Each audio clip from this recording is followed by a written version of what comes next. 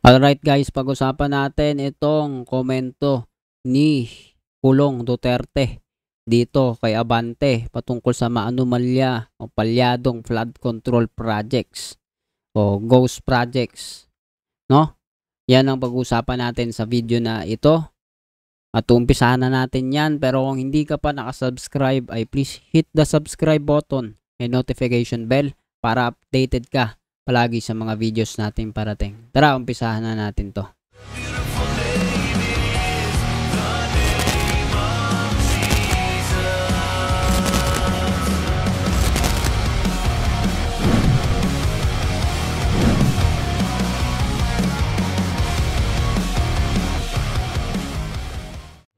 Yo, so ayan nga, pag-usapan natin ang matigas at malakas na parating ni Pulong Duterte kay Abante patungkol sa mga palyado na flood control projects, no? Ang sabi dito ay walang palyadong flood control projects at ghost projects sa Davao City.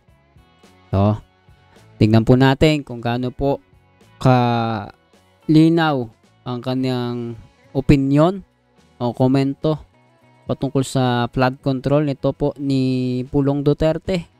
No, tingnan po natin, no? Sabi dito, ito ang binigang diin ni Davao City 1st District Rep Paulo Duterte. Kasunod ng pasaring ni Manila 6th District Rep Benny Abante sa pondong natanggap ng Davao City sa ilalim ng Duterte administration. So, panoorin po muna natin, no, bago tayo magbigay ng komento. May sagot si Davao City 1st District Representative Paulo Duterte sa hamon sa kanya ng kapwa kongresistang si Manila 6th District Representative Benny Abante, chairperson ng House Committee on Human Rights. Ito ay matapos na magpasari ng Manila congressman sa pondong tinanggap ng distrito nito nang nasa ilalim pa ng Duterte administration. Sa gitna ito ng ulat na mahigit 200 lugar sa Davao City ang nakaranas ng mga pagbaha dahil sa epekto ng pag-iral ng weather systems kamakailan. Ako, ang suggestion ko kay Mayor Baste, tanungin niya yung kanyang kapatid na congressman. Magkano ba ang pondong nakuha ni Congressman Pulong nung congressman siya nung panahon ng kanyang father? Magkano po yung nakuha? I-reveal niya kung magkano, kung saan ginamit ang pondong yan, kung paano ginamit yan, kung ilang bilyon ang napunta sa flood control project at kung bakit malaki pa ang baha at Davao. Pero ayon kay Congressman Duterte, kung gustong malaman ni Congressman Abante kung magkano ang inilaang pondo sa flood control projects sa Davao City, inuutusan nito ang Department of Public Works and Highways o DPWH District and Regional Offices na magbigay sa mambabatas ng opisyal na datos at halaga. Giit pa nito, walang nagbabagsakang flood control projects sa Davao City at wala ding ghost projects. Kung may bahaman, humuhupa rin anya agad, hindi kagaya ng mga swimming pool sa lugar ng Manila congressman. Rosa Licoz, UNTV News and Rescue. Diyos ang aming sandigan, serbisyo publiko ang aming pinahahalagahan. Alright mga tol, no? Narinig naman po natin ang kanilang palitan ng mensahe. So, makikita po natin, ang sabi po dito ay hamon ni Abante ay yung pagpapakita ng mga datos kung saan malinaw dapat kung saan napunta yung pondo, no? Hindi ako nagkakamali, billion ba na mga pondo. Kino-question po yan ni Abante dyan po sa lugar ng Davao na dati po ay sa panahon po ng Duterte administration, ito pong si Pulong ay kongresista. No, disclaimer lang. Ayan lang po yung ayon sa ating naririnig at yan po ay kino-question ngayon. Saan napunta at bakit bumabaha diyan? No, may mga flood control, no? Sa panahon po ni PRRD ay meron pa rin pong flood control. Sa akala po ng marami, ngayon lang to nagiging usapin. Matagal na po yung flood control projects. Ibig sabihin, matagal na pong may corruption dyan. May mga ghost projects throughout sa bansa, no? At ito po yung questionable sa akin, no? Kasi, di ba, hindi naman tayo anti-Duterte. Ang lagi natin sinasabi, gitna po tayo palagi para matimbang natin kung ano yung tama at mali. Kasi hindi mo matitimbang kung bias ka na, kung nasa isang side ka lang, no? Natural, mabigat dun. Aangat yung isa. Kung sa side ka, diba? Pag gitna ka, alam mo kung ano, nakukuha niyo yung point ko, no? So ngayon, kung ano yung tama, yun yung supportahan, ano yung mali, yun yung tutulan. At tinignan natin maigi yung komento ni Paulo Duterte. At kung titignan mong maigi yung sinasabi niya, ito po yung medyo para sa akin, ha? Opinion ko lang naman. Para sa akin ay palyado. No, palyado po 'yun in terms ng logic ba. 'Di ba kasi ang tinatanong ni Abante dito ay saan napunta yung pondo? Saan specifically ginamit yung pera? At bakit bumabaha? Merong comment diyan sa ibaba, comment section, na nating silipin, binasa ko kanina, ay ang sabi, sea level daw. Sea level daw sa kanila. Kaya binabaha, no? May taga Davao po yata nagko-comment diyan. Kaya daw binabaha, nasa kanila doon, yung dagat doon, banda. No? Hindi ka daw kagaya sa Manila o Metro Manila na swimming pool. Nag-stay na yung tubig. Sa kanila daw 1 hour lang. Nawawala na. So ako, hindi ako naniniwala doon. Maaari, mayroong certain parts ganoon. Pero, 'di ba? Maraming part diyan naniniwala ako bumabaha din, kagaya na kung saan nangyayari yung mga pagbaha na iniinsulto na swimming pool daw.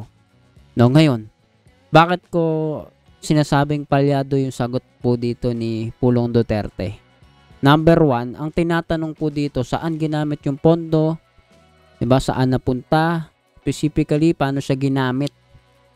How these funds are ginamit, no? Basta yun. Paano niya papatunayan na sa panahon niya, na siya yung kongresista dyan, ginamit ng tama yung pondo, saan ginamit, magkano ang binili, ba? Nakaraan may hinila, no? Sa control, ano ba tawag doon, yung flood control na project, hinila yung isang bakal at sinukat ay, no? Parang tinipid. Kung milyon-milyon, bilyon-bilyon ng pera at may tinitipid, ganun din yung halaga ng ano dyan, no? Pag kinuwenta na, kinakalculate nila, malaki po yung korupsyon. At ang tinatanong sa kanya, saan ginamit? Ang sagot po niya, walang palyadong flood control projects at ghost project sa Davao. So ito ngayon naiisip ko dyan, may projects ba sa Davao? May proyekto ba ng flood control sa Davao? No? At kung meron, paano niya nasabing hindi palyado? Siyempre, i-check yan ngayon. Diba? Titignan, pupuntahan. Aktual. Nasisilipin. Yan po magkakaalaman. At naniniwala ako, kapag merong flood control talaga na project, diba? Diyan sa lugar na yan, may funds na napunta dyan, sinilip yan, diyan po natin mapapatunayan kung totoo yung sinasabi ni Pulong dito na walang palyado. Ibig sabihin ng walang palyado, hindi yan yung parang gumuhulang. Yan ba ay substandard? Yan ba ay umabot sa standard na kailangan? Pasok sa budget na ibinigay o tinipid? Pag-uusapan dyan at masisiyasat, no? Kung talagang ipoporsyo nila yung pag-iimbestiga dyan, no? Yung sinasabi na parang swimming pool sa Manila, no, hindi man tayo taga Manila pero taga Metro Manila tayo, diba? Yung lugar na tinatawag niya swimming pool, isa pong para sa akin, naniniwala ko unprofessional yun, no?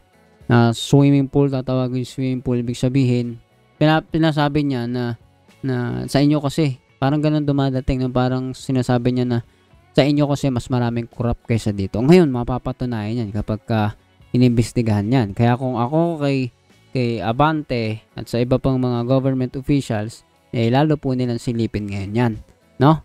At isa pa, sabi niya, no? Humingi siya ng, sabi ni Duterte, may hinihingi siya sa DPWH na information ba, no? Sabi, if he really wants to know the exact figures, I am directing DPWH district and regional offices to provide him the official data and amounts.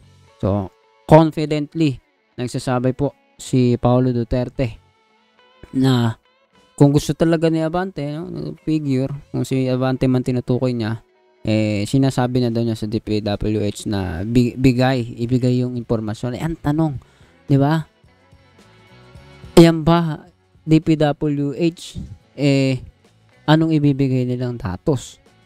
Di ba? Sa akin, questionable yun. Kasi DPWH itself ay questionable ngayon. Di ba? Sa dami ng pondo, milyon, bilyon na hinahanap ngayon, mga ghost projects, 'di ba? Sila mismo, mga empleyado diyan, questionable, 'di ba? So, para sa akin nonsense 'to.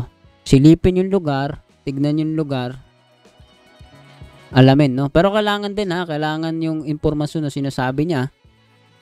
Pero paano natin malalaman, 'di ba? Dapat honest and transparent yung mga ibibigay na impormasyon diyan, hindi yan minodified, hindi yan kung ano man, no? Kasi titignan dyan kung magkano yung binaba na pera, magkano dyan yung ina-accumulate, diba? Pati mga materials, and so on and so forth. And, yun yung babasihan. Kaya, yan po, no? Saan ba dapat? Sino sa mga may alam dyan ang dapat talaga magbigay ng datos mula dyan? No, kung paano nahati-hati yung pera bumaba sa lugar, sa mga probinsya kagaya ng Davao. Paano po yan? No? Yan po ay harapan na makikita, iimbestigahan dapat para malaman kung totoong nagsasabi po si Paulo Duterte. So, bago tayo magtapos, bago tayo magpaalam, no, hindi natin mahatulan si Paulo Duterte. No? Wala tayong masasabi sa kanya kahit ano kaagad. Pero doon lang, no? Medyo questionable lang sa akin. Kaya ako sinasabi na palyado ang kanyang komento dahil ang kanyang reply kay Abante ay walang palyadong flood control projects at ghost projects sa Davao City. Magsasubject pa yon kung magkano yung binabang pondo at magkano yung binili at ginastos. Hindi mo pa yun nasasabi ngayon dahil nagdidirekta ka pa lang sa DPWH, hindi mo pa masabi kung magkano, no? Siya naman din yun, no? Makikita ninyo yung mga pahayag tipid. Kumbaga, kung ako yung kongresista kunyari, no? Kung government official ka at ikaw ay may kinalaman sa mga pondo dyan, no? Masasabi mo, no? Ang natanggap sa aming lugar ay 1 point ganyan something at yan po ay ginastos lahat sa ano, yan po ay meron na pong datos ganito ganyan. Para sa akin mas ganun yung hinahanap ko na komento sa kahit na sinong politician na nauugnay ngayon sa mga korupsyon, no? Hindi yung ganyan na masyadong plain simple na komento at ang magiging basihan pa natin DPWH na kino-question din nga ngayon, no? So ikaw, anong masasabi mo sa usapin po na ito? Pahayag ni Rep. Paulo Duterte. Comment down below. Pag-usapan natin yan sa comment section. Magre-reply po tayo as much as possible. Kahit ano man yung komento ninyo, no? As long as may respect ang inyong comment at siyempre related. As much as possible, ganun po yung maging komento dyan. Comment down below lang. And please do not forget to hit the subscribe button and notification bell para updated ka palagi sa mga videos natin na parating. See ya ulit sa susunod na video.